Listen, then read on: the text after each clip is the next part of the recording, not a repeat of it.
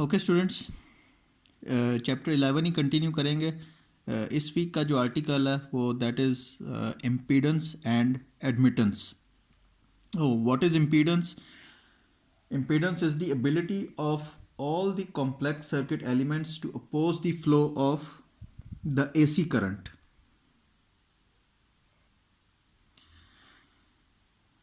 ठीक है, तो what is impedance?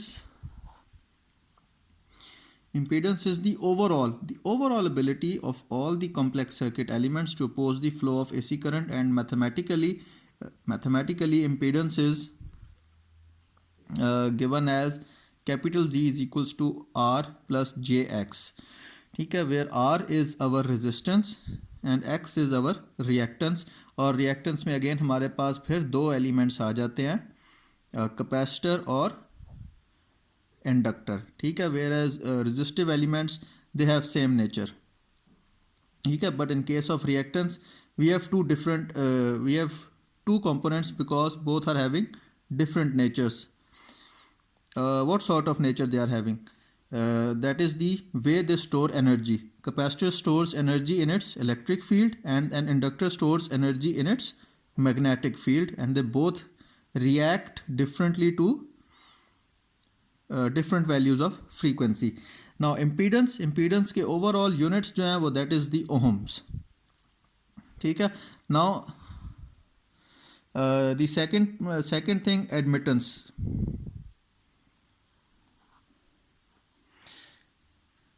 Admittance is the ability of a complex circuit to allow the flow of AC current with ease.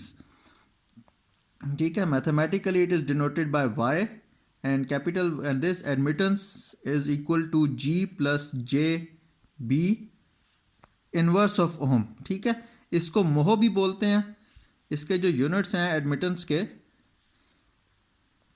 इसको मोह भी बोलते हैं और सीमंस भी बोलते हैं।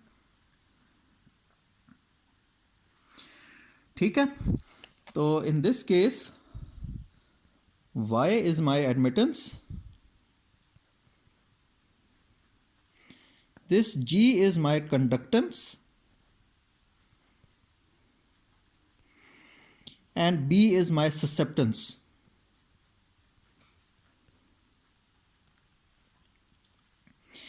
ऑल दीज पैरामीटर्स, इन तमाम पैरामीटर्स के जो यूनिट्स हैं वो मोह ही हैं।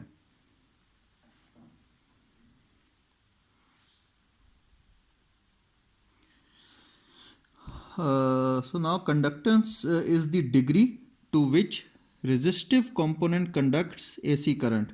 Okay, mathematically it is denoted by G, और इसके जो यूनिट्स हैं वो हमारे पास सीमंस हैं जो कि ओम के ऊपर इन्वर्स के साइन से शो होते हैं। इसी तरह we have susceptance. So susceptance is a parameter used to measure the ease of flow of AC current through reactive components. ठीक है, हमने इसको कैपिटल B से डिनोट किया, और यूनिट्स जो हैं इसके वो मोहो है। ठीक है, मोहो और सीमेंस। नेक्स्ट हम देखते हैं what is the impedance of single elements. पहले आर सी और एल की इम्पीडेंस देख लेते हैं, और फिर हम पूरे सर्किट की इम्पीडेंस और एडमिटेंस फाइंड आउट करने पे जंप करेंगे। तो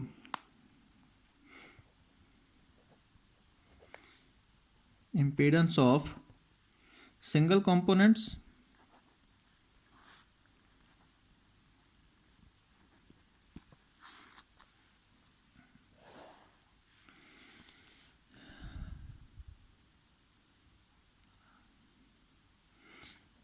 impedance of a resistor which is equal to R plus J0।